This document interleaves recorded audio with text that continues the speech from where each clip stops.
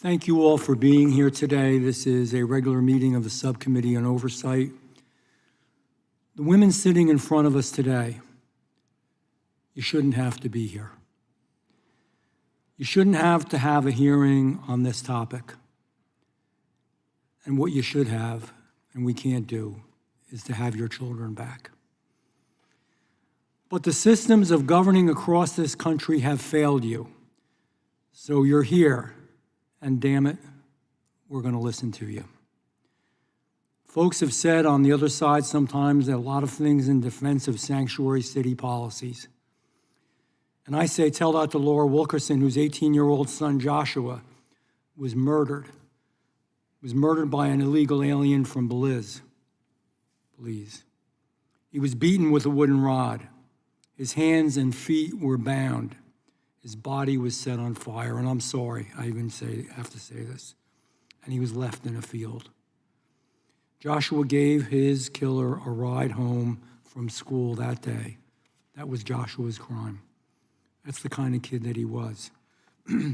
Tell it to Patricia Fox, whose daughter Carissa was riding on the back of a motorcycle when an illegal alien with no license and no insurance cut across 3 lanes of traffic and hit her. And then he fled the scene and left her for dead. Tell that to Jen Heiling, whose son Brady, 19 years old, a football and track athlete who had turned down college scholarships just to stay close to his family and his girlfriend, was murdered, when a drunk illegal alien drove the wrong way on an interstate at a blood alcohol level just about 3 times the legal limit. So go ahead, tell them sanctuary policies make communities safer. Look them in the eye and say that. Tell them that blindly letting in millions of unknown people into this country makes us safer. It doesn't. We know it. It doesn't.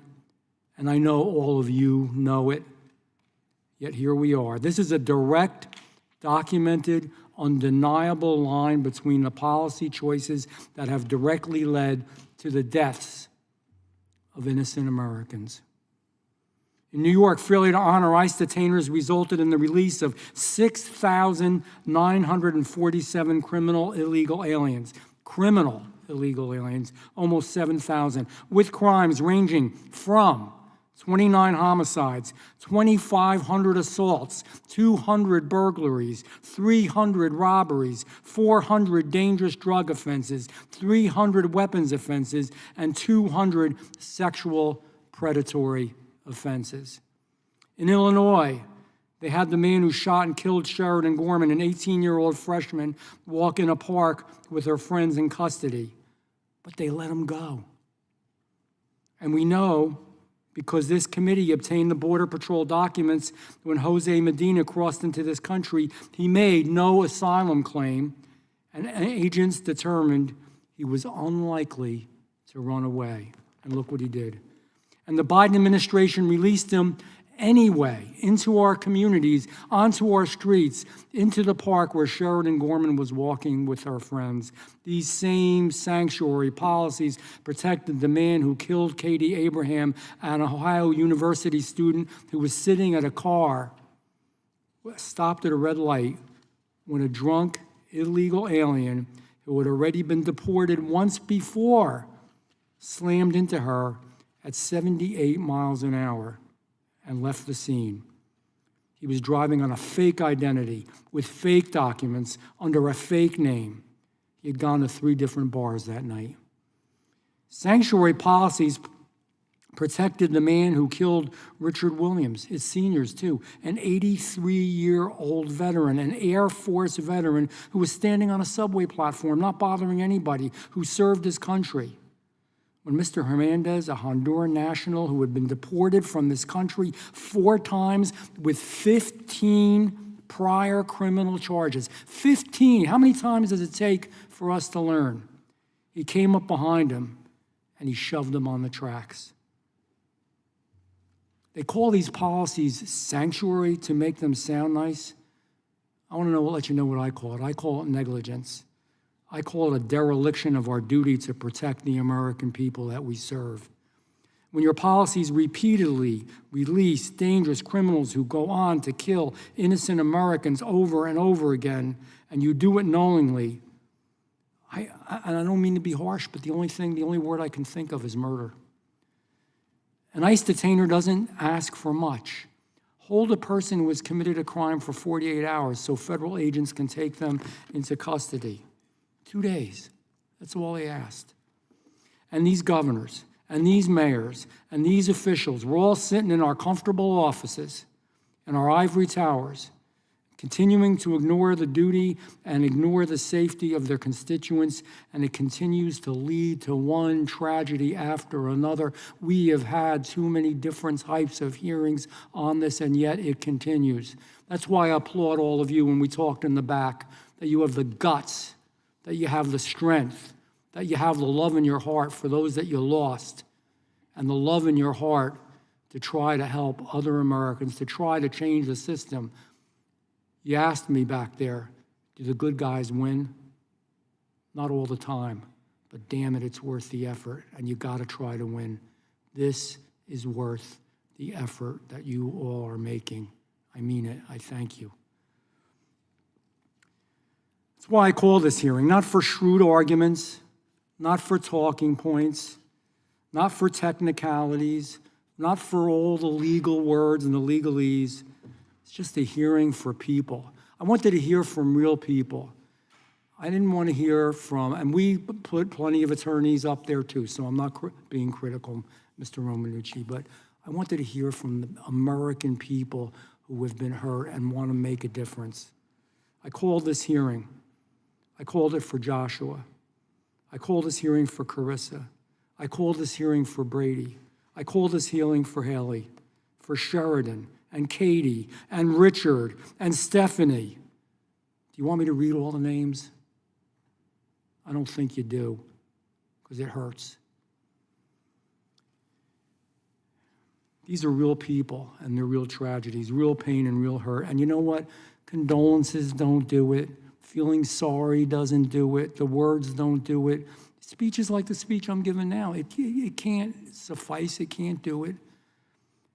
And I don't want anybody to sit here. I've heard people say, and I say this as a father and now the grandfather of two little ones, don't say you know how you feel, because we don't know how you feel. We will never, pray to God, know how you feel. Nobody can unless you go through it. Nobody knows how you feel. So I'm going to ask all of us today that sit up here on this dais, and more will be coming in, to look you all in the eyes and to look at you directly and to listen to you. And I want all of us to hear for ourselves the failure of sanctuary policies. And I thank you. Now I'm going to recognize the ranking member, Ms. Crockett, for an opening statement. Thank you so much, Mr. Chair. And let me echo the condolences that he said not to give. Regardless, as someone who I don't think will ever get comfortable with trying to explain the unexplainable, specifically to parents, there is a due order that we all believe will exist, especially when you bring your beautiful child into this world.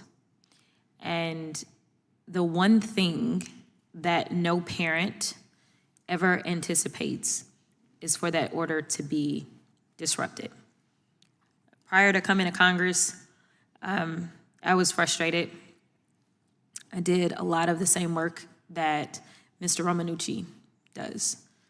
I had to face so many parents that lost their children and shouldn't have, whether it was doing the civil rights work or whether it was sometimes being the criminal defense attorney that would have to walk into court and represent people and make sure that their due process rights were preserved because they had been accused of killing somebody else. So I will say that I agree with the chairman when he says that speeches cannot suffice. They never have, they never will. But I must say that our actions have to speak louder than any words. And one of the reasons that I got into politics is because I felt like politicians are very good at lip service. And frankly, this hearing is a hearing that we have had over and over and over, where we've talked about sanctuary cities. And it frustrates me, if I'm being perfectly honest, because it doesn't lead to solutions. It feels like political gamesmanship, and the chairman is my friend, but I always keep it as real as I can. So I want to say thank you to each and every one of you for being here today. And let me be clear about something. Anyone who commits a crime, especially a violent crime, should be fully held accountable, no matter their citizenship status, race, sex, how much money they do or don't have, whether they went to school or not, or even if they're a government official. No one should be above the law. I've listened to similar witnesses give their accounts and their stories, but specifically as relates to the witnesses that sit before us today. I've read your written testimony, and I agree with some of the specific things that have been said in your written testimony. For example, Ms. Fox, that policies have consequences, and that public policy should not require a threshold of victims before it's taken seriously. The only people in disagreement with this statement are the Republicans on this committee. They've held multiple hearings on this topic, but still haven't invited the families of anyone killed by ICE or who have died while in ICE's custody. More people died in ICE's custody last year than any time in the 21st century. And Republicans still haven't invited any of their families to testify before this committee. ICE and CBP have either shot or shot at least 24 people, including American citizens. Some have died, others have been severely injured. A college student even had to have their eye removed after being shot in the face. Republicans have not invited any of their families to testify before this committee. As far as I know, Republicans have not even contacted the families of those killed or harmed. What our witnesses went through is tragic and devastating. And their loved ones, you deserve justice. But I have to be clear and say that their lives are not worth more nor less than, say, the life of Renee Good, or the life of Alex Preddy, or the life of Ruben Martinez, a 23-year-old U.S. citizen who was shot and killed by ICE in March of 2025, or the life of Miramar Martinez, a 30-year-old U.S. citizen who was shot 5 times by federal agents. Now, Ms. Martinez miraculously survived, but to Ms. Fox's point, it, quote, should not require a threshold of victims before it is taken seriously. Just 6 months after federal agents murdered Ruben Martinez, they tried to murder Miramar Martinez but failed. Just 2.5 months later, federal agents killed Renee Good. Just 17 days after that, federal agents killed Alex Preddy, and each time, Republicans on this committee have blamed the victims. If they had only been exercising their First Amendment rights, they'd be alive today. Or if Miss Martinez hadn't panicked after federal agents ran up behind her, put an AR-15 to her head and said, quote, do something, bitch. If she had just stayed calm, maybe she wouldn't have been shot 5 times. This is what failed policy looks like.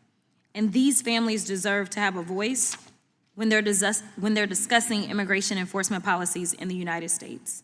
Republicans would rather parade families experiencing tragedy around the halls of Congress for political purposes than to actually fix our broken immigration system. In fact, I don't know how many people remember, but prior to the presidential election, the House and the Senate had worked on legislation. And there was a candidate that did not want us to take up the legislation because they wanted to campaign on a broken system. The bad part about campaigning on broken systems is that they continue to allow for harm to be permeated throughout the entirety of our country. And that's exactly what happened, and that's what's happening right now. In fact, Republicans are ignoring all crime across the United States. They refuse to enforce congressional subpoenas to advance the investigation into the Epstein pedophile ring. They've been completely silent on the fact that Donald Trump issued unconditional pardons for January 6th insurrectionists, many of whom were convicted on separate charges of rape, stalking, child abuse, domestic violence, drug trafficking, and possession of child porn. For months, they've ignored Trump's and Hegseth's war crimes when they ordered the killings of non-combatant civilians, many of whom were just fishermen, and now they're ignoring the president's illegal war and genocidal threats against the Iranian people. Republicans have completely abandoned the American people. ATF case referrals are down, DEA case referrals are down, the number of weapons seized by DHS dropped by almost 80%, drug arrests are down. In just the first 6 months of his administration, Trump's DOJ ended 23,000 criminal cases, including investigations into terrorism, tax evasion, drug trafficking, and other violent crimes. And Republicans on this committee haven't held a single hearing, started any investigations, or done anything about it. Drug traffickers, men who prey on children, murderers, and potential terrorists are all roaming the streets of America because they'd rather use these families' tragedy for political gain. I'm gonna be real honest about this. Your children should be here today. Believe me when I tell you that. And while I sit in this imperfect government, and we all know that government is run by imperfect people because we are all human, there are policies that can be changed.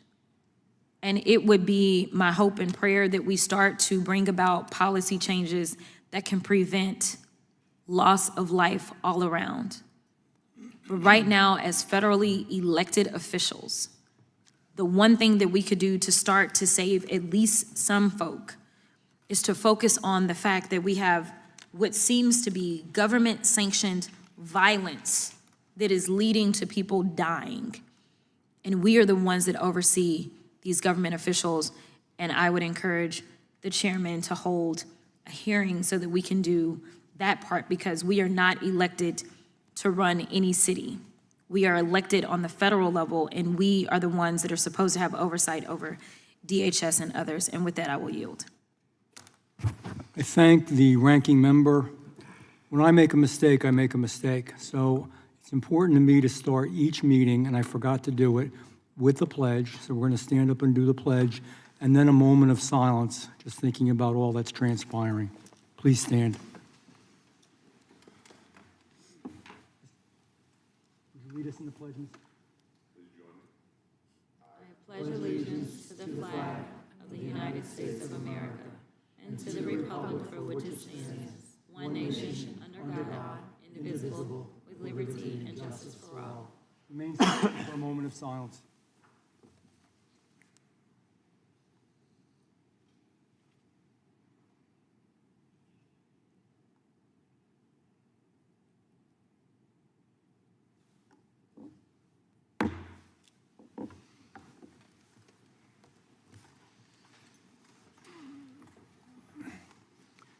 I am now going to recognize the Chairman of the Committee of the Whole, Mr. Jordan. Thank you, Mr. Chairman. Thank you for that moment of silence.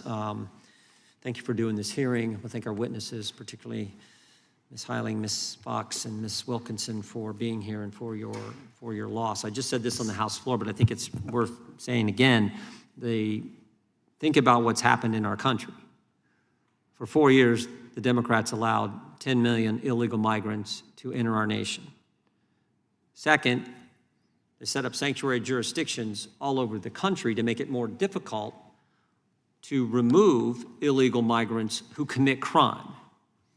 And now third, they don't want to fund the people who actually remove those illegal migrants who commit crime. They don't want to fund ICE. I mean, that's their plan, and they're executing it. And of course, what's the end result? Tragedies like all of your families have had to endure. That's what happens.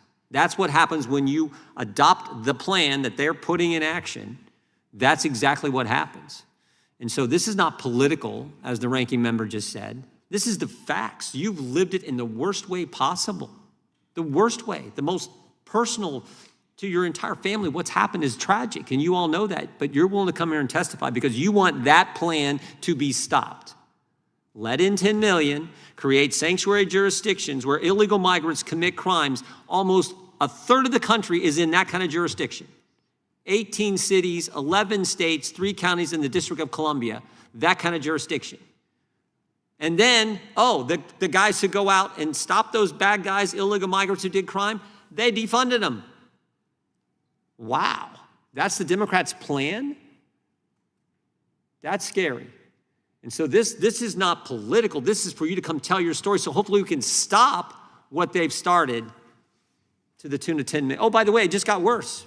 Just got worse because on the House floor, they said anyone who came here under temporary protected status is now going to be permanent. 300,000 Haitians who entered the country during the Biden administration, we're going to make that permanent. So they're making it even worse. So this is not a political hearing. This is to get the facts and the truth about the tragedy you've had to endure because of Democrat policies, plain and simple. So I want to thank the chairman for his work, for this hearing, and for your courage and your willingness to come here today and tell the story. With that, I yield back. I thank the chairman, and I recognize the ranking member from the state of Maryland. Thank you very much, Mr. Chairman. I want to thank the family members who came to Washington today to tell us the stories of how they lost their children. Please forgive my black and bloody eye. I am nursing a medical injury, but I did not want to miss this important hearing. And if the light gets too intense, forgive me if I put the sunglasses back on.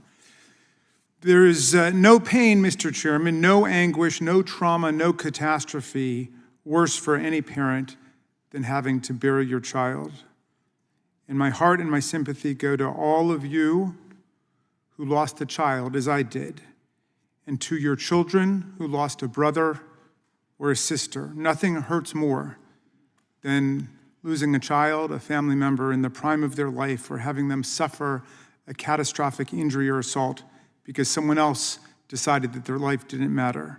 You are all here today bravely to tell us how much the lives of your children did matter and do matter, and to ensure that their legacies here on earth, while senselessly cut short or dramatically altered, still live on in your work and in your families.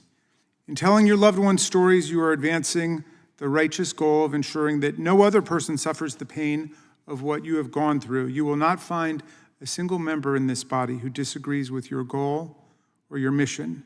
This is a House, this is a Congress filled on both sides with mothers and fathers, uncles and aunts, grandparents, brothers and sisters, sons and daughters. We all want to protect our families and to keep them safe from harm. The terrible crimes that your families have suffered must be universally condemned. Victims of violent crimes, all violent crimes, victims of vehicular homicides, and victims of reckless driving, all of them must be listened to, must be heard, and must be respected.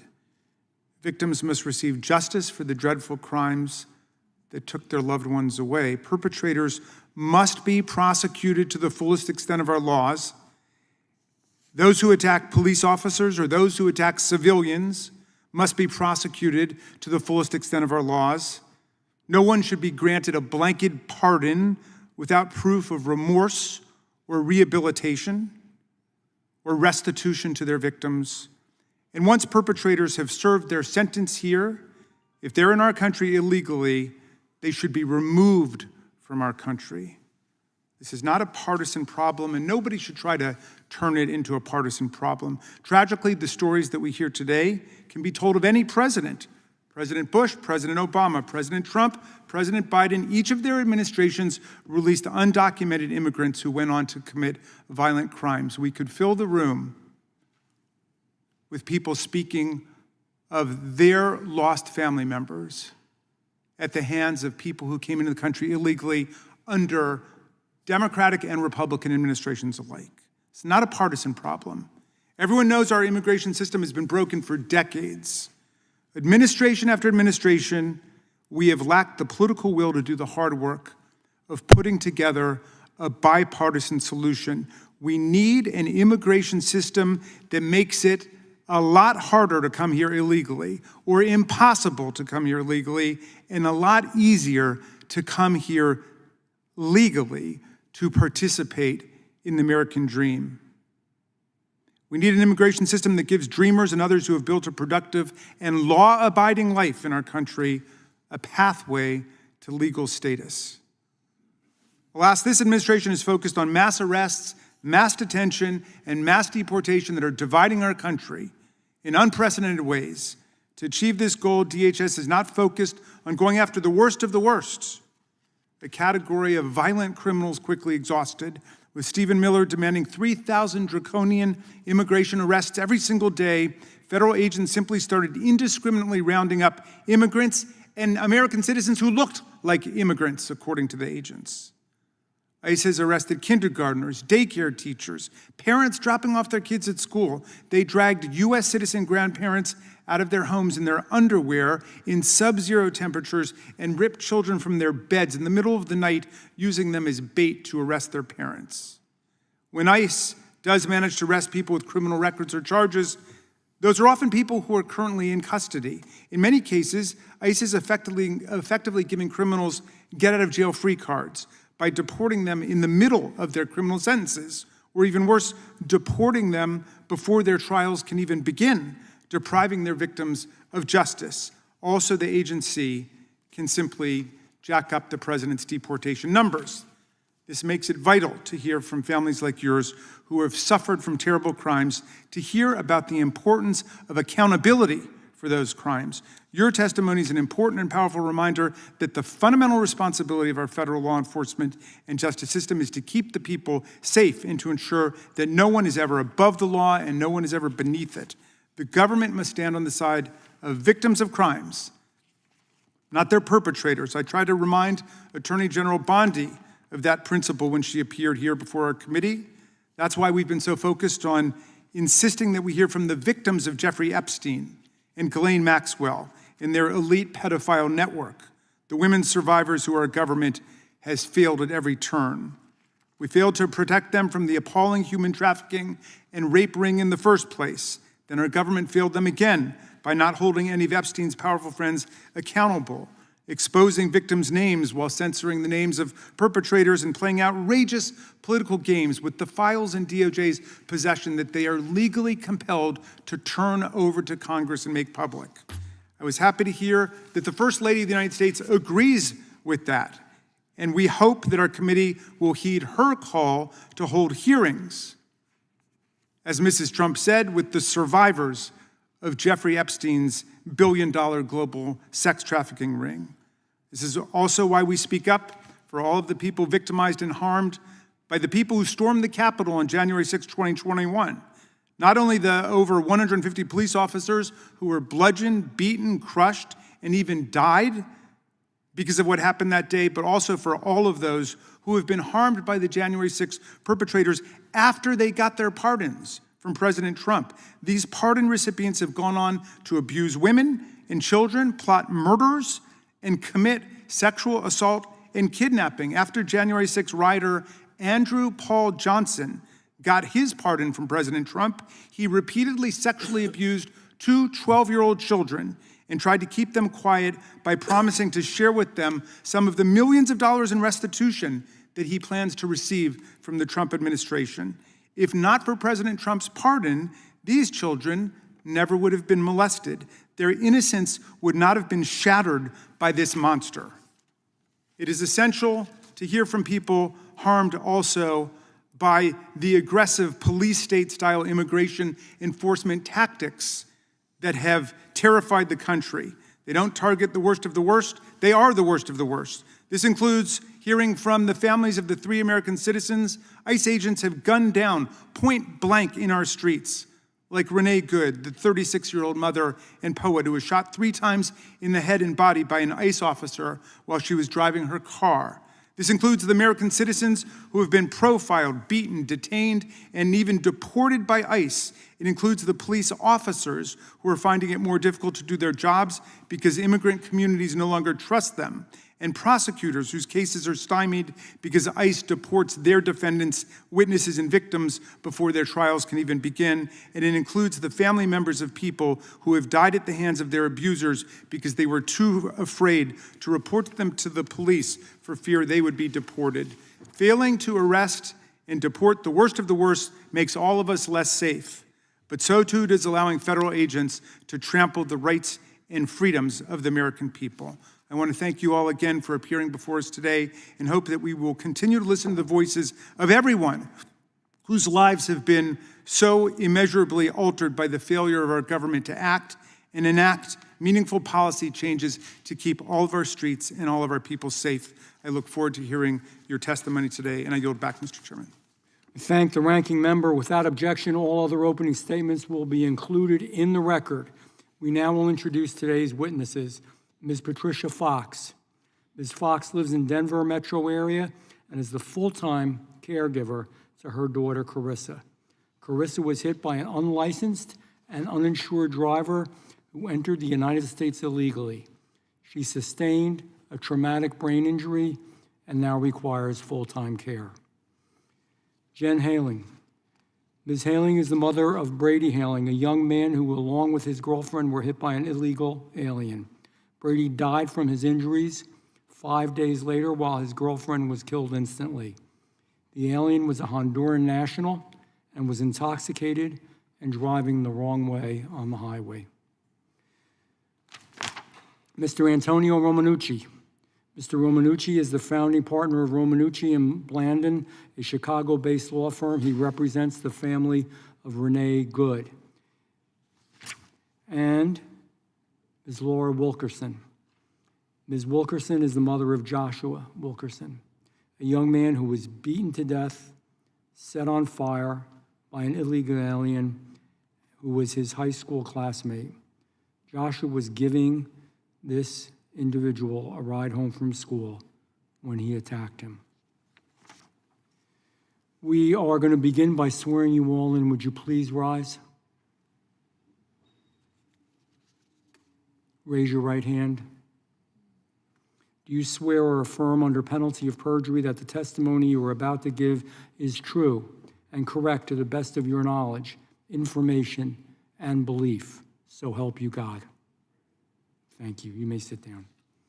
Let the record reflect the witnesses have answered in the affirmative. Please know that your written testimony will be entered into the record in its entirety. We ask that you summarize your testimony to no longer than 5 minutes. Ms. Fox, you may begin. Thank you for reminding us where we were. I thought for a second that I wandered into an Epstein file hearing. Now that I've been holding my arms open to what life has to offer me, I couldn't be happier. That was the last text from my daughter roughly 2 hours before an unlicensed, uninsured, illegal alien would run a stop sign, cross 3 lanes of traffic without looking, and collide with Carissa, slamming her head first into a concrete barrier. The driver then fled the scene with her boyfriend and Nat, not knowing if my daughter was alive or dead. My daughter was ambitious. She was enrolled in esthetician school. She quickly rose to the top of her class, landed jobs with high-end salons. She'd smile with confidence as she talked about her dreams of opening a skincare line based on beauty secrets around the world. She was very specific that her goal was to make quality skincare affordable for everyone, because everyone deserved to feel beautiful. I was so proud of the young woman that Carissa was blossoming into before my eyes. She would have done it too, because when my daughter put her mind to something, she achieved it. Now, she's minimally conscious, nonverbal, is wheelchair-bound, and eats through a feeding tube. She has very little cognitive control over her body. She communicates discomfort through grunts and moans, and at night she often calls out to me. I think she's afraid of the dark, or of being alone, or both. I don't know for sure, because she can't tell me. I know the pulse ox that monitors her vitals while she's sleeping says her heart rate is high when I walk in. Then I touch her arm and sing to her in those wee hours, and her heart rate goes back down, and she goes to sleep. And to think we're the lucky ones. My little girl survived. I still get to kiss her. I still get to hold her hand. Many angel families don't get that. That blessing is not lost on me. For us, there is hope, regardless of what the doctors say, because my God is big and he happens to be in the business of miracles. But hope for the future does not erase today's reality. That reality is my daughter's care is now my full-time responsibility. Her medical needs are extensive. Her medical bills well into 7 figures and growing. The person responsible for this has contributed nothing. I'm not here out of anger, but out of responsibility.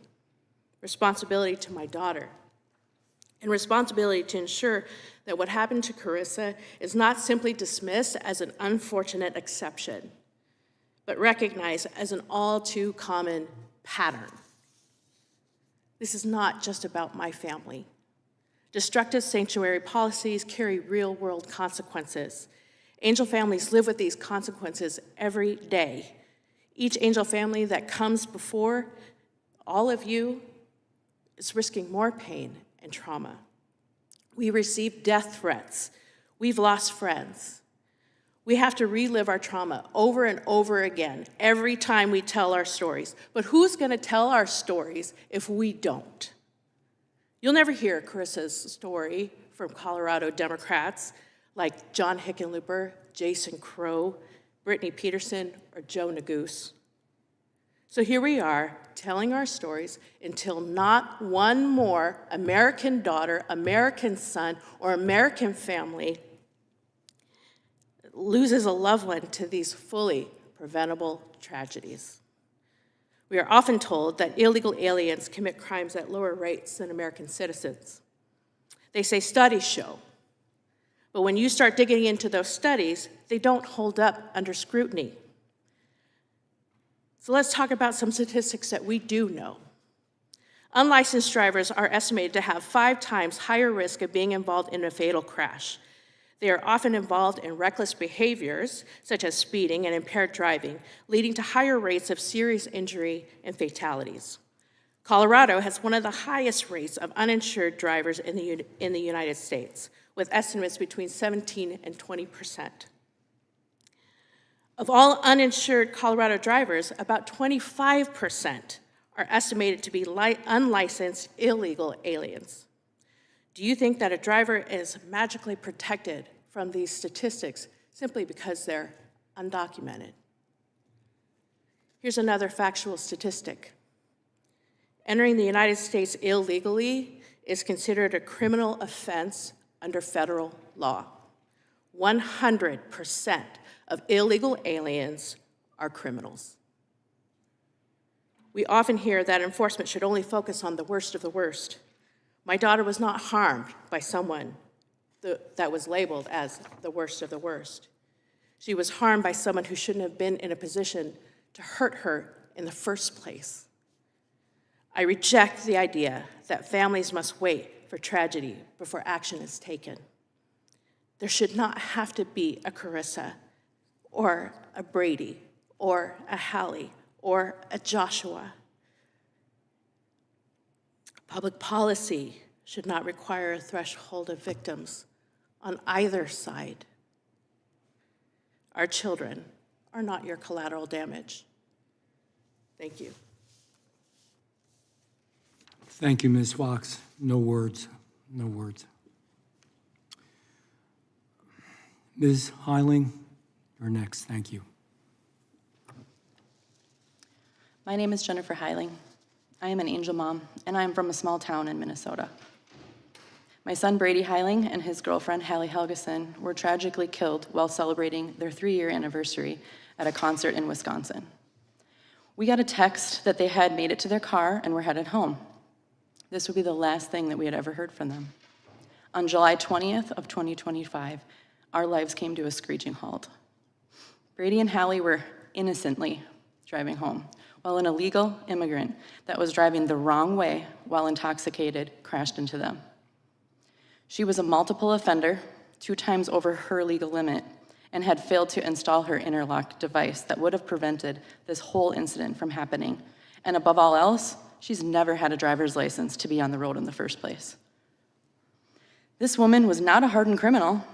She was just a mom that was allowed to live in this country completely exempt from consequences for breaking our laws. Time after time, she was allowed to keep living here above the law without any attempt to change her behavior and bad decisions. The ability to seek protection and be shielded by living in a sanctuary city will continue to allow illegal immigrants to continue to take the innocent lives of Americans. If you want to seek refuge in our country and make a better life for yourself, I am in total support, but expect you to follow our laws. Our safety depends on it. Why are we allowing people to live amongst us that want to cause us harm? Why are we expected to allow them to keep offending and not be deported? Do you think this is really helping anyone seek a better life? It is not. This is called being an enabler. If you are unable to live by the laws of this country, you should be removed at the very first offense. Why are we waiting for our children to be murdered? If the woman responsible for murdering our children was deported after the first time she was drinking and driving, we wouldn't be forced to be living this nightmare. To allow someone to continue to be on the road with multiple traffic violations and a history of drinking and driving, not to mention never legally obtaining a driver's license or citizenship, is absolutely recklessness. This entire tragedy was completely preventable, and not just for us, but for her too.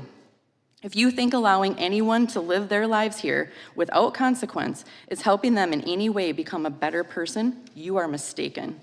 This woman will have to live the rest of her life knowing she not only murdered 2 innocent teenagers full of hopes, dreams, just ready to start their lives together, but she also destroyed her life, and our community, and our community's lives. Generations of kids and classmates left to figure out, why was this allowed to happen? It should have never happened. Try to explain to Brady's 11-year-old sister that he will never attend another one of her events to cheer her on. He'll never get to see her grow up. Explain to his 16-year-old sister he won't get to be here to protect her from the guys with bad intentions or meeting her newest farm animal addition. Tell Hallie's brother that he's now an only child, all because an illegal immigrant that was allowed to live in a sanctuary city while breaking our laws repeatedly until she finally murdered someone with her reckless, selfish ways. And please, I beg you to explain to me that I will not get to watch my son grow into the man I was so diligently raising him to be. I will not get to see him succeed at all of his goals he has worked so hard to make come true. Then you explain to Hallie's mom, well, she'll never get to see her little girl become a mother herself. And you explain to her dad why he will never get to walk his little girl down the aisle and give her away. Please, I ask that you tell my husband that the company he spent his whole life building was for nothing. Brady will never get to work alongside of him, just so that a group of people that feel it is more important to protect those illegal immigrants, let them keep offending until they completely destroy the lives of innocent children and families, is more important than our rights and safety of American citizens.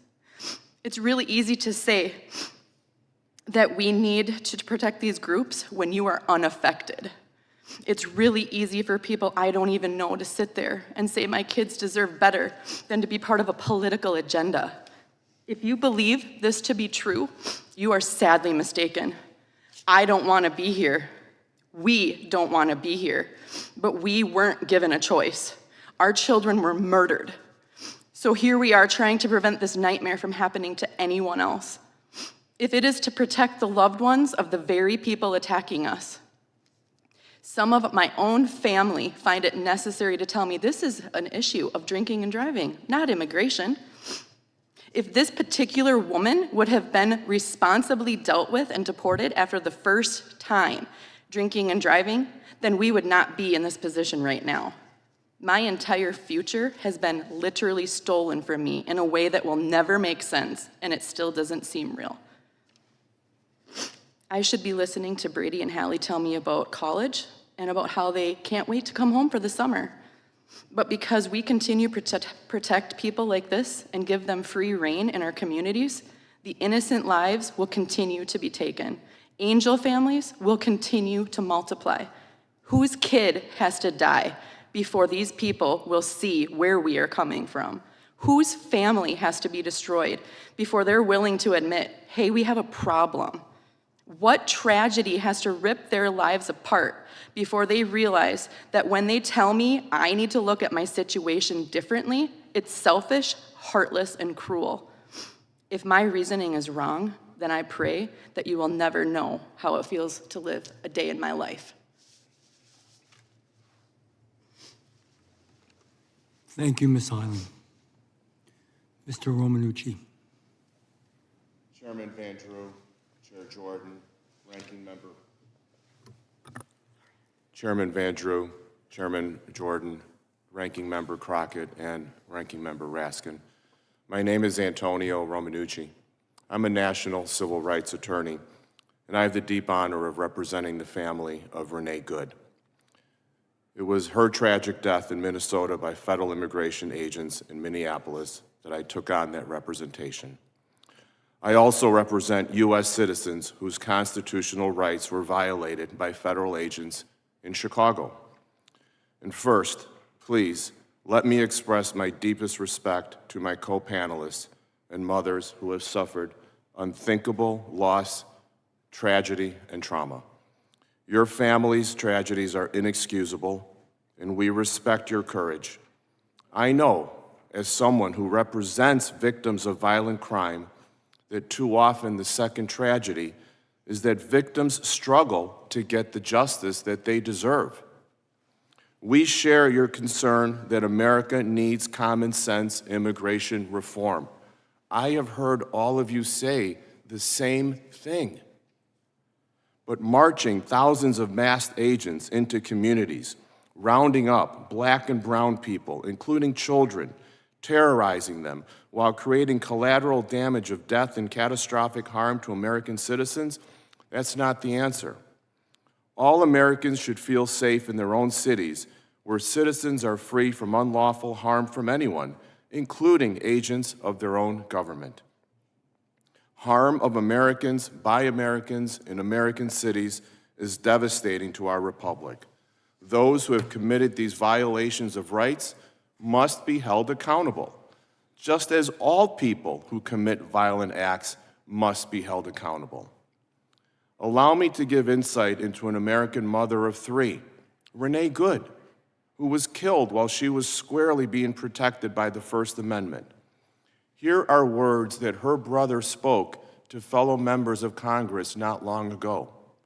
Quote, "The deep distress our family feels because of Renee's loss in such a violent and unnecessary way is complicated by feelings of disbelief and desperation for change. Our family took some consolation thinking that perhaps Renee's death would bring change in our country. It has not. These encounters with federal agents are changing many lives, including ours, forever. The most important thing we can do is help our country understand what a beautiful American we have lost: a sister, a daughter, a mother, a partner, and friend." End quote. The distress is also felt by Alex Preddy's family. It is felt by Marimar Martinez in Chicago, shot 5 times by a federal agent while bringing a donation to church. It is felt by elected official Juan Munoz, violently detained and used as a prop for a DHS video. It is felt by children separated from their parents and shipped to detention centers in another state, family after family, and city after city. The harms by our own federal government in American cities are staggering. Needless injury and death by masked agents undermining trust in all law enforcement. Violations of freedom of speech and Fourth Amendment freedom from unlawful search and seizure. False statements of absolute immunity for agents and false narratives about victims. Failure to properly investigate claims of police misconduct. What is not understood is that Renee Good's family cannot pursue justice against a federal officer the same way as if a state or local officer had fired those gunshots. This anomaly must end. Federal officers should not receive a special pass on accountability, and there should be a bridge to justice for all victims. Current law requires that you ask for permission from this federal government to file a lawsuit against it, and only allows for a trial by judge and not a jury, in defiance of the 7th Amendment. Reasonable updates to Section 1983 of the Civil Rights Act or the Federal Tort Claims Act are needed to ensure access to justice and accountability for wrongdoers. I urge Congress to ensure all people have the right to a jury trial, including those hurt or killed by federal officers. In conclusion, I deeply respect the mothers who spoke their truths today. Their pain and anger are something no parent should ever experience, and it's palpable in this room. The family of Renee Good and so many other families impacted by the acts of federal agents have likewise suffered immeasurable pain and anger, and all victims are worthy of the right to seek accountability. We all want safety and peace. Criminal acts of all kinds must be addressed.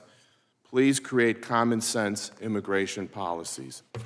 Pursue accountability for the harm done by ICE with the same level of commitment that you pursue accountability for all people who commit crimes in this country, and demand full compliance to our United States Constitution. Thank you.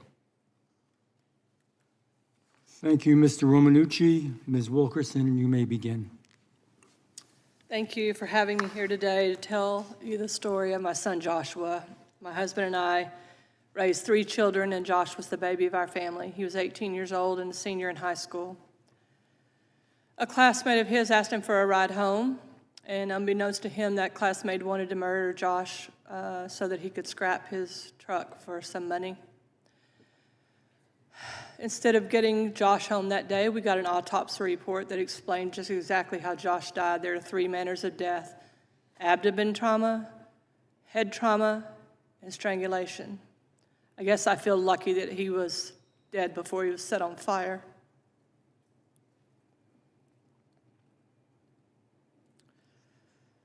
This creates a hole in a family like you can never imagine.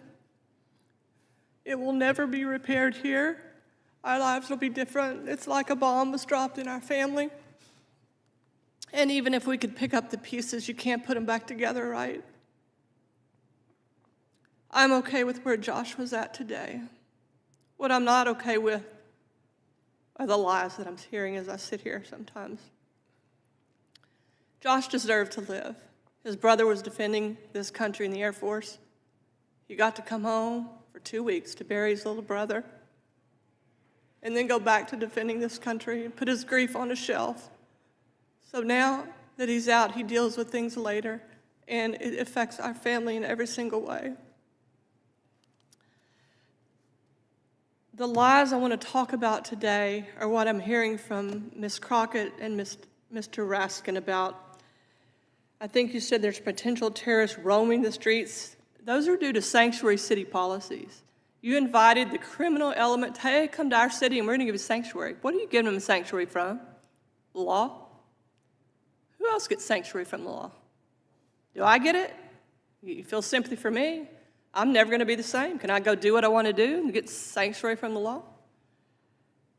I can't even understand how you can say you're inviting the criminal element to come to your city, and what you're doing is putting them over the citizens that are the ones that are supposed to be voting for you, although we know illegals vote in the elections. Failed policies are under Obama and Biden opening the U.S. border to any and everybody, allowing them without vetting them and shipping them off to other parts of the country so that they can vote in that area, giving them driver's license, giving them social security cards, allowing them to be citizens without being citizens, and vote for a certain party. So the lies about that what you're saying are just that, they're lies. You know, they can protest, and as far as Ms. Good's family, walk down the street all day long with a protest sign, walk down it all day long, but you can fix it by telling them you can't get in the middle of a law enforcement investigation. I don't care how bad you think the policy is wrong. Don't get in the middle of an investigation of law enforcement. That'd be the first way not to die, you know, if you want a simple protest. Antifa is not peaceful protesting. Those are the lies. It's lie after lie after lie after lie. None of you care about these people. You don't care about my kid. You don't care about theirs. You don't care about Miss Good. It just suits you. It's frustrating to hear the lies after lies after lies, and it's over and over and over. I had hoped at my testimony 10 years ago I wouldn't have to meet new families like this. Boy, I was so naive. We're still talking about giving sanctuary to people that broke the law. What about the people that stood in line and did it the hard way? Wrote letters home to their home country and said, look, we made it to America. You know, they didn't know how to speak the language. They didn't have a car. They didn't have a lot of money, but they did it the right way, and they were granted the American dream. So many of them accomplished that. What about those people you're letting in front of those people? How does that make sense in your eyes? How do you sleep at night saying you're going to give sanctuary to people who broke into this country? I don't know how you sleep at night, but what I do know is you don't care about our kids. They're collateral damage in the things that you want to happen. That's all they are. They're collateral damage. You can tell me about the sympathy, and I believe your sympathy. You don't want anybody to die. I understand that. But think about if it's your kid. You got any grandkids? You got kids? Think about your baby, the baby of your family. And think about in an hour, you may have to go home and listen to your wife tell you that your son didn't come home from school today because he was beaten and tortured and set on fire by somebody that didn't need to be in this country. His parents had overstayed a visa. His father was given a Social Security card and a driver's license so that he could work. And he overstayed that visa. And then he brought his whole family here without a visa to come in illegally. That is what I'm mad about. If you really cared about this, you would stand up and quit calling for sanctuary city. It makes no sense. And all you're doing is trying to put people that have come into the country illegally before American citizens. You know, and especially even about the Renee Good. I feel for their family. They have lost a family member through no fault of their own, but she chose to go there that day. She chose to aim her car at a policeman. You know, she chose those actions that got her killed. Policemen or ICE isn't just deciding who to pick up. They're going after criminals in this country, and if you're in the middle of that and you get in the middle of it and you want to go out there and tell them they shouldn't be doing it and you're an illegal, pick you up too. Sorry. That's just the way it has to be. President Trump and Tom Homan and the Border Patrol have stopped the leak of illegal immigration in this country. It is ICE's job to clean up the dang mess. It is going to be hard. There are going to be casualties. There are going to be unhappy people and families that are hurting. I say if you are not putting your kid 6 feet under the dirt and turning around and walking away from the cemetery, you'll be all right. Stop the nonsense. Stop it. It's time to clean up the mess of what happened under the last few administrations. And, you know, I really don't care if they're unhappy. I'm so grateful they could go home and see their kid, or they can FaceTime their kid in another country, or the kid here can FaceTime. Their parents put them in that situation. Their parents brought him over or brought them over there when they were young. I understand it's no fault of the kids, but their parents put them in that situation. You have parents in other countries that come here illegally, and then they call for some yahoo to transport their kid across the border to join them. They don't care if they get raped all along the way, because that's what happens. We know it. I know it. You know it. Ms. Wilkerson, I could listen to you all day, and I mean it, I could. Your time has expired. I've been very lenient. You're about a minute and a half over. Sorry. So, no, don't be sorry. I'm sorry I have to say this, but if you could wrap it up, your entire testimony, anything else you have to say will be put in the permanent record. Thank you. Thank you for listening to me. I just want you to know that the leak has been stopped. Continue to fight to clean up the mess. Stop the nonsense at sanctuary cities. Thank you, Ms. Wilkerson. We're going to now proceed under the 5-minute rule with questions for those on the panel. And we are going to start with Mr. Schmidt from the state of Kansas. My name is Chairman, and I want to thank all of our witnesses for being here and for not just taking your time, but for giving your hearts. We're grateful for your sharing your stories because it makes it real for people who are watching and who will read this record and who understand that this is more than a policy debate. So thank you for your time. Let me start, we'll go this direction. Ms. Wilkerson, let me start with you. I'm sorry, I didn't catch. Where is your home state? It was Houston, Texas. In Texas? Lived just outside of Houston, yes.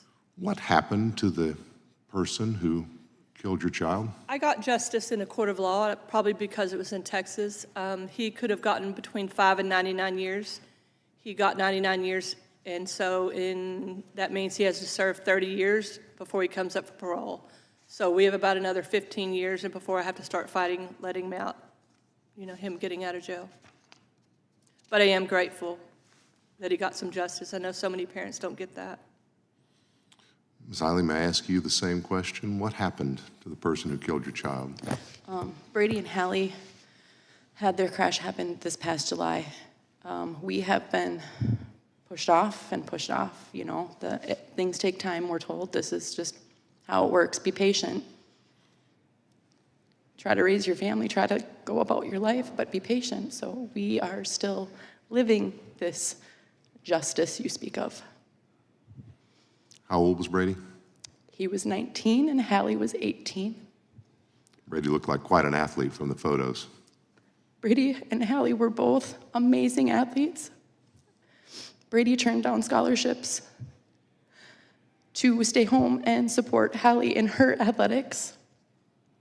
And they were going to start college together in about 2 weeks. All of their college belongings are still in their rooms, in our basements. Just like they're going to come back and we're going to send them off someday. You're right, he looked like an amazing athlete because he was. He's a very special boy to a lot of people that know him and that don't know him. He's made a huge impact. I saw what looked like football photos. Was he a multi-sport athlete? Brady played football mainly. He was a state track athlete. He ran relays and threw the shot put. He went 2 years in a row to the state competition, and he weight trained in between times, as you can see by the size of his biceps. He never missed a workout session. He was very self-disciplined. He was very much a rule follower. To die in the way he did, innocently trying to get home, the rule follower in him was screaming at the top of his lungs, "This woman is drunk. She's driving the wrong way. I don't have time to react. Why wasn't she home with her own family taking care of them, sparing my child?" Where were they going to go to college? They were going to go over to South Dakota to Lake Area Tech. He was planning on opening a diesel mechanic shop at our house. We just finished building. Him and his dad had spent the whole summer. They own semis and excavating equipment. They do a lot of dirt work and truck hauling, and he was gonna open that shop to be able to service all of those trucks. Like I said, he was very independently driven, had lots of goals. He had a plan for him and Hallie. It was a little different than what he was anticipating.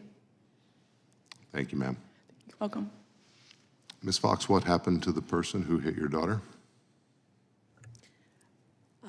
I contacted the voice line victims of immigration crime engagement back in January. After our 7th arraignment, she took the pleading guilty to Class 5 felony conspiracy to flee the scene of an accident with severe bodily injury. So I filed a report with Voice, and we received news that she has since been deported. February 28th, it was confirmed that she is back in Venezuela.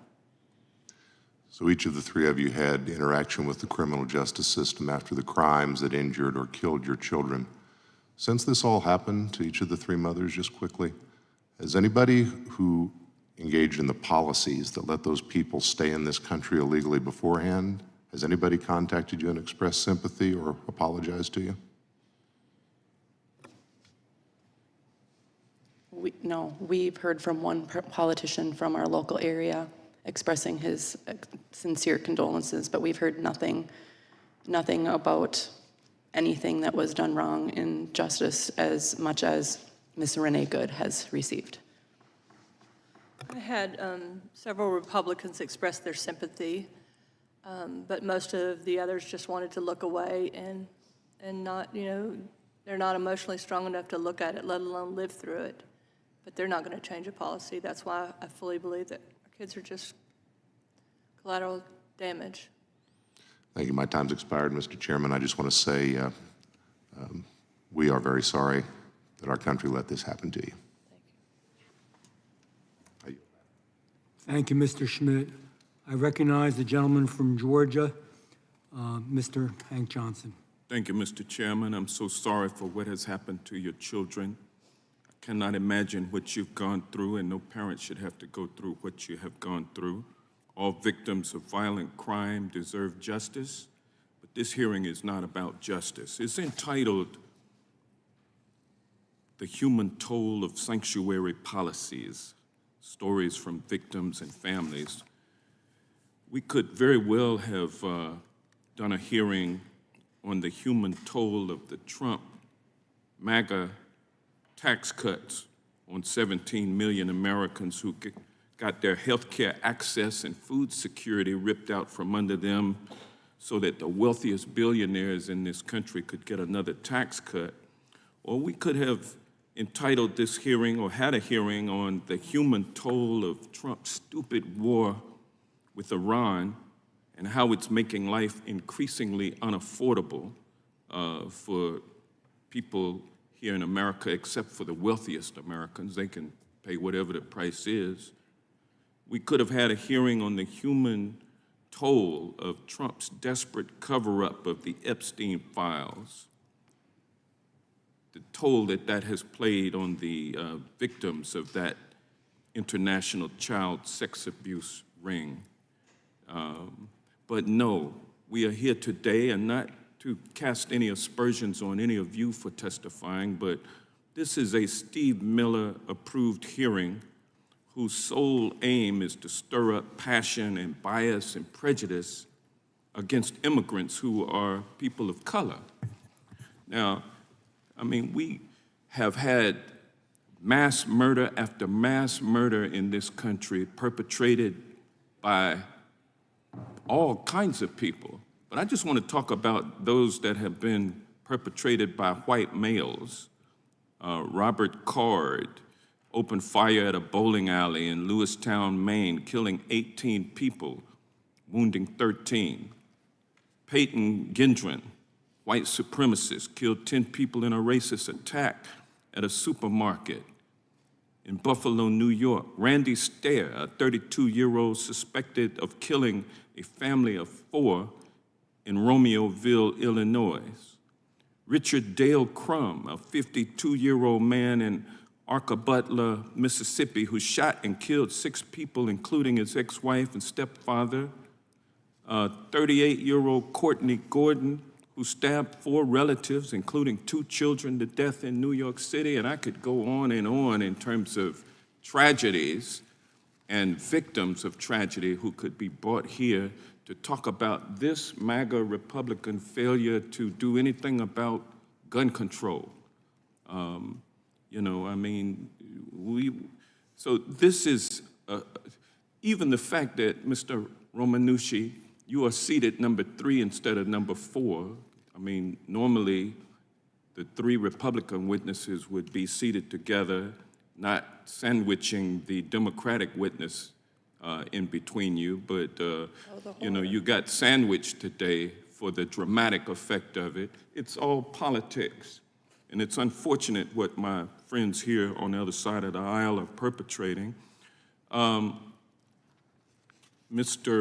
Romanucci, the killing of Miss Good was not in a was by rogue ICE officers, federal agents, who can't even be sued for, the damage that they have done to your client's loved ones. That's wrong. That's why I've introduced the Bivens Act, which would allow people to bring federal officials into court and sue them against these egregious actions. There are many. Certainly, they equate, I'm not minimizing the tragedy that is before us today with you three women, but the other tragedies at the hands of non-immigrants, just as important. My Bivens Act would ensure that all victims and their loved ones can get justice, even if the perpetrator is a government official. And that's why I've also introduced the Constitutional Accountability Act, which would establish that federal, state, and local governments have the same respondeat superior liability that private employers have for their employees. So there's much we can do to bring justice to those who have been aggrieved by tragedy. Congress, this MAGA Republican Congress, is incapable and unwilling to do anything in that regard, and that's unfortunate. I'm going to be the one who yields back after going only 11 minutes over. Thank you, and I yield back.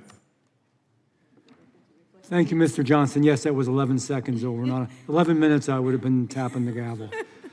With that, Mr. Schmidt, Thank you, Mr. Chairman. I have some unanimous consent requests. without objection. I would ask unanimous consent to include in the record an article titled ICE asks Governor Pritzker and Chicago sanctuary politicians to not release criminal illegal alien accused of killing 18-year-old Loyola College student. Without objection. Also, an article titled Mayor Fry's sanctuary policies release criminal illegal aliens from jails back into Minneapolis streets to terrorize more innocent Americans. Without objection. And so too unanimous consent to include in the record an article titled Illinois Father Says Pritzker Shows, quote, indifference, unquote, to his daughter being killed by a legal immigrant. Without objection. Thank you, Mr. Chairman. Thank you, Mr. And Schmidt. Mr. Chair, I have a UC. Without objection. This is from the Texas Tribune. It is from March 29th, actually my birthday, 2010.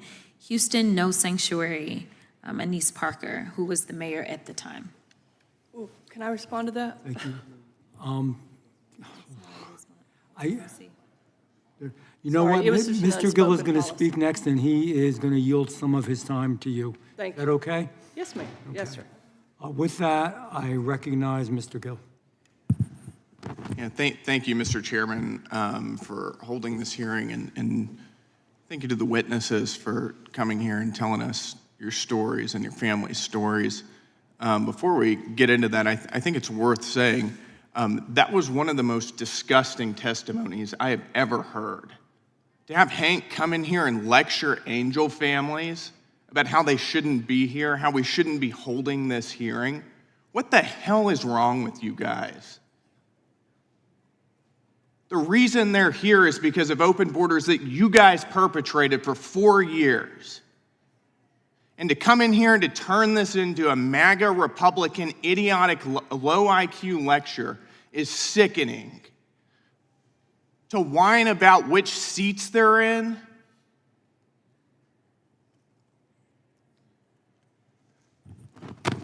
It's disgusting. That said, I'd like to give you guys a chance to respond to some of the things that you've heard, and I'll start with you, Ms. Wilkerson. Thank you. I just wanted to say that it was a spoken policy of Houston to be a sanctuary. It wasn't written at that point, and so the suburbs around Houston followed that same policy. And these Parker's kind of laughable to me. This hearing could also be about why we're not, or people aren't voting. You know, there's a slush fund for people up here in these places that have committed crimes, or people have said, oh, you've raped and stuff. But, you know, this hearing could have been about that too, but it's not. It's about our kids that we lost, and about the very fact that Sanctuary City Policies is creating a haven for people that came to this country illegally. Thank you. You can put me in whatever order, in whatever seat. My tragedy is never going to be okay. I will be last, I will be first, I will be 42nd seat, if that's what you want. But we're so used to hearing everyone tell us, but we're sorry. Please Here are condolences, but this hearing should be about this. This hearing should be about me, but it's not. Today's our day. Hear us. Leave your butts in your seat. I don't want to hear your butts. Our tragedies are disgusting. I still wait for my children to come home. It's not real to me. My 11-year-old, my 16-year-old, they're waiting for their car to come home with Brady and Hallie in it because guess what? It's evidence. We can't have that back yet. My garage stall is empty. So the girls say, Mom, we still think they're gonna come home and tell us all about the concert and celebrating their anniversary. Because the car's not here. They'll come home, won't they? We can't pick a headstone because that makes it too real. But you can sit here and tell us about what kind of hearing this should be. Renee Good is not the same as Angel family. She made a choice. She left her home that day, made the choice. Brady and Hallie didn't get a choice. Carissa didn't get a choice. Joshua didn't get a choice. They are living American laws, the American dream. They're trying to make this place better, and they were stolen by somebody who doesn't care. But give me all your butts. I'm used to it. I don't know if anybody has noticed, but I am not white. I wake up brown every day. I'm not sure what race has to do with any of this. There's 4 kids that we talked about today, and y'all can't seem to stay on topic for what? An hour of your time? You got to bring up what about? No, we're talking about these 4 kids. We're talking about Angel families. Stay on topic. I don't want to talk about Epstein right now. That's another hearing. I don't want to talk about ICE detainees. That's another hearing. Right now, today, we're talking about sanctuary policies and how they have wrecked our families. Y'all come and y'all feed Carissa. You get her up from her bed using a crane. And then you tell me and lecture me what this hearing should be about.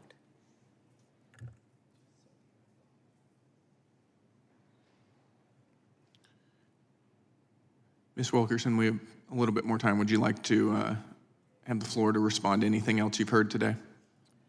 I just have to agree with them both. You know, this hearing could be about anything, and I appreciate that they want to get some things on record, but it's not what it's about today. It's about American citizens who parents try to do the right thing. You know, I stayed at home mom because I wanted to give Josh my values, my kids my values, and teach them right from wrong, take them to church. And you get almost through to that point, and then somebody that shouldn't even have been here just steals their life right out from under you. You'll never understand the pain. I pray that you don't understand the pain.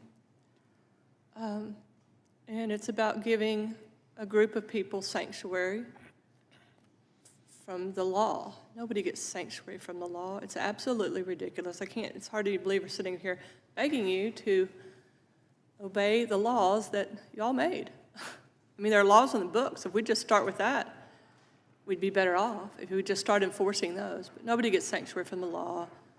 You know how to stay, you know how to not get killed by the police. Don't get involved in something they're doing. Makes it's pretty much common sense. But I want it to remain about the kids, American citizens that have been lost. And I think this gentleman over here, Mr. Johnson, said that you could fill this room. You could fill stadiums. They don't keep statistics. They don't want statistics. They don't want you to know how many people have been killed. Ms. Wilkerson, I'm sorry. I get to be the bad guy today. I don't mean to be. I really could listen to all of you all day. I'm trying as chairman to get it under control, and we've let everybody on both sides go over Thank you, no problem. I quite could a talk bit. for a I know, and I thank you for that. Does the gentleman yield back? Yep, yield back. Thank you. I thank the gentleman. With that, I recognize the ranking member, Jasmine Crockett. Thank you so much, and I hear your rage, and I don't have children and literally have never lost a child nor had one injured to actually, really be in your shoes. But one thing that I can tell you about the redirection is because so often what we see happen is politicians play games.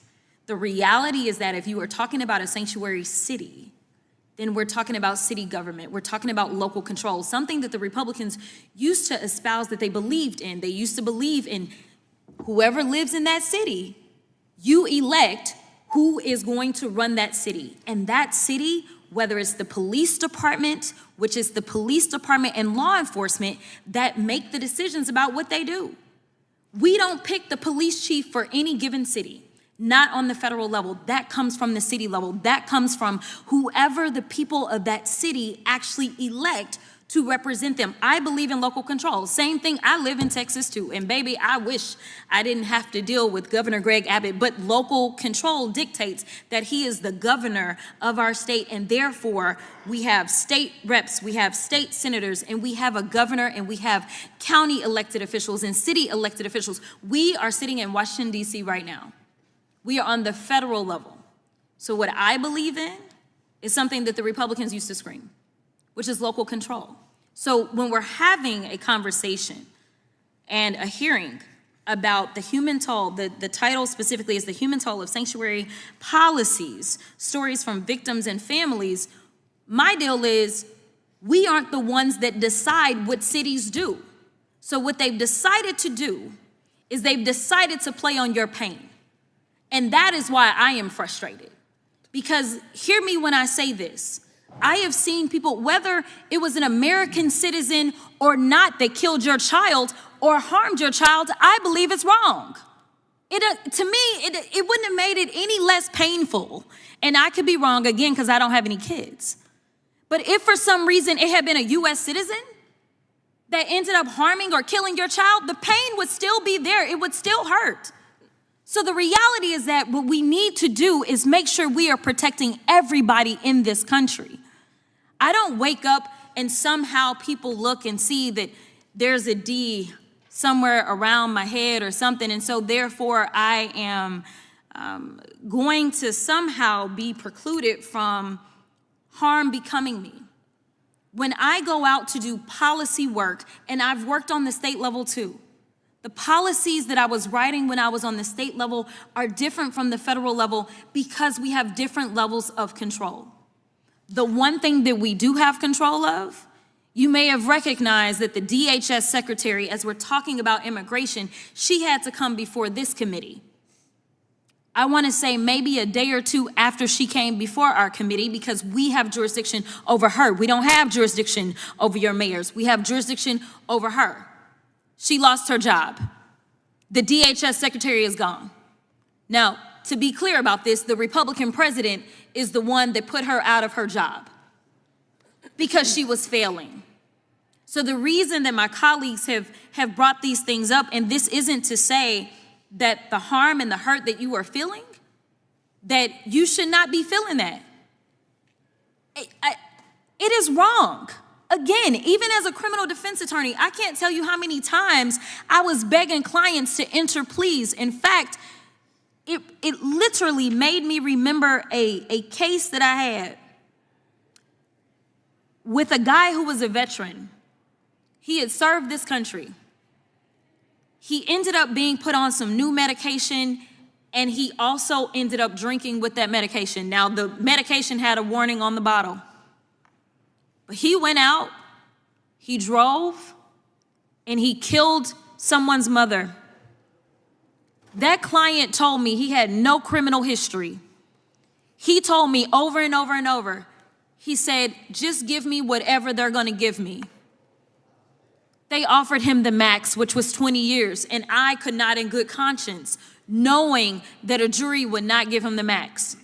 The only reason we went to trial is because the prosecutor wanted to be so greedy. That jury did not give him 20. He was willing to take 15 years. I am here to tell you that it is never right to break any of our laws. So the reason that we have gone down the line and the reason that we brought Mr. Romanucci is because we actually have control over CBP and DHS. It's just, and ICE. It's just that these guys don't want to exacerbate, use that control. They sit there and they allow U.S. citizens and non-U.S. citizens to have their rights violated, and that is something within our purview. If I lived in one of your cities, in fact, I am in Dallas. Dallas has a Republican mayor. To be a sanctuary city doesn't necessarily mean that you provide sanctuary. It means that you're not going to do the federal government's job. That's what it means. They are local law enforcement. And what it means is that they are not going to sit there and do the job of federal agents. That is what a sanctuary city means. But to be clear, again, and I have more articles, the city of Houston was not, when you talk about someone being a sanctuary city, it is an official policy that they are following. It can't be that it's one person. It's the official policy of the city. Otherwise, it doesn't work if it's just one person. I will yield. Thank you, Mr. Chairman, for your indulgence. Sure. Yes, gentleman is recognized. Thank God she won't be back next Congress, but I'd like to ask for unanimous consent to enter into the record a few different things. First of all, ICE agent struck by Renee Good's vehicle suffered internal bleeding to torso, DHS said. Without objection. Next, DHS reaches more than 4,000 arrests of illegal aliens, including murderers, sex offenders, gang members, and terrorists in Minnesota since Operation Metro Surge began. Without objection. Another update, DHS deploys special operations after multiple violent attacks on federal law enforcement by domestic terrorists in Chicago. Without objection. I recognize myself for 5 minutes. I want to thank you all for being here, even you, Mr. Romanucci, thank you. Thank you. I know it's hard to believe. I don't have the words. I don't have the words. It's hard to believe that there are people in politics who give a damn. I swear to God there are. And I'm not commenting. I'm not going to comment on the other side. I'm not going to talk about Republicans and Democrats. I'm not going to talk about Epstein. I'm not going to talk about all the politics that's swirling around. Because so much of it, a lot of times, is BS. And you know that because you've lived it. So you've had to sit in hearings and talk to reporters and talk to politicians and hear all this crap.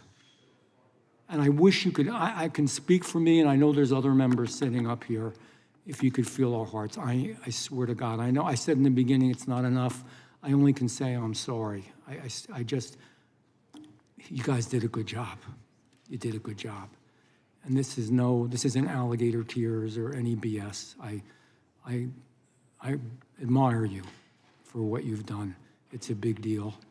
And it's as hard on you because you have somebody that's so incapacitated and you're there every day. And thank you for what you do because your love is so great. And I think the three of you have so much faith. That's the one thing I got out of this, and thank you for that as well. You know, we talked today about, and I respect the ranking member, but local government. Yeah, it's local governments that are doing this. It's states and it's cities, but they're breaking the law. They're breaking federal law. Mrs. Wilkins, you all said it. And frankly, we've had legislation that's come before us that we have voted for, but it's not going to make it all the way through. Not enough people voted for it. That those cities, those towns, those counties, those states don't get their funding. And you want to see politicians run, man, you take away the money that they get, they're going to run. You can't, yes, there are states' rights, and I believe in the individuality of the states' rights and how our Constitution was set up. It doesn't allow you to break federal law, number one.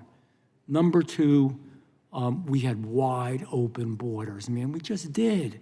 I'm not here to, this isn't a political debate. Nobody's going to vote for or against me on anything in this room today. But we did, and we let really bad people in. And somebody, you know, one of our members said, well, tragedies happen, and it could have been an American citizen who did that. Yeah, and we couldn't help that because they're an American citizen. There was not, how did we know? You don't know when you wake up in the morning what somebody's going to do to you or to your family, your children, whatever. But this was preventable. That's the word here. So you broke the law. They broke the law. And it was preventable. It didn't have to be that way, and we've talked about it for years. I love immigrants. I love legal immigrants. I love so many of us. Our parents, our grandparents, our great-grandparents came here. They busted their ass to make a living and to do the right thing and to be responsible. They were good people. That's not what we're talking about here. And you know what? An aspect of all this that we didn't even mention is how much this cost us. Now, who cares about the money when you think of human life? But even beyond that, some of these people, we have to transport them, we have to feed them, we have to house them, we have to educate them. It's nothing against immigrants, and it's not trying to hurt anybody, but they broke the law. And some of them are god-awful. Those statistics that Mr. Gillette, everybody's read today, they're real. It's not 3 or 4, it's thousands. And millions were let into our country. No country has ever prevailed in all of world history when it just bleeds open like that. So this hearing, more importantly than the politics, liberal, conservative, Republican, Democrat, I just wanted people to hear, and I wish every American, I swear to God, they didn't have to hear us, but I wish they could just hear you. That's why your job is so hard. Because you know what? Truth be told, yeah, we'll do some news hits. Maybe, Mr. Schmidt will get interviewed, or I'll get interviewed, or Jasmine will get interviewed. But a lot of people aren't going to know what happened here today. They're not. But you have to keep pushing, and you have to keep working. And I want you to know, and I mean this, forget the BS politics. A lot of people love you for what you've done and the courage you've shown. You didn't have to do it. This is a pain coming here, and you relive that pain every single time you do it, and you don't know who's telling you the truth and who's BSing you. But there are people who care. And I pray to God that someday this works out and we don't keep doing this. So I thank you for that. I had a bunch of questions. I don't even have the time. Mr. Chairman, may I be recognized for 30 seconds? Yes, you may. Thank you so much. First of all, whether it was by intentional or by happenstance, I embrace the position where I'm sitting. I hug moms like you all the time, and I do feel your pain. I'm fine with where I sit in my position. Chairman, you are powerful. When you asked us to stand and say the Pledge of Allegiance, we all followed you. And the last words that we said were liberty and justice for all. And I'm an advocate, and that's what I believe in. And I'm asking this Congress, this committee, to find a common sense approach to immigration so that we don't have to do this again. You don't have to come back here in a year or 10 years ever. Thank you. 30 seconds from me, just Okay, you to got it. answer Ms. I probably broke, by the way, they're not laws. I probably broke all kinds of rules today, just so you know, and I don't care, When Ms. Crockett said she doesn't have children, so she doesn't know, I mean, we're not wired to process the type of tragedy that we're living. We're not. There are no words. I will tell you, it does feel different when an illegal immigrant kills your children than it does an American, because it was preventable. It feels different.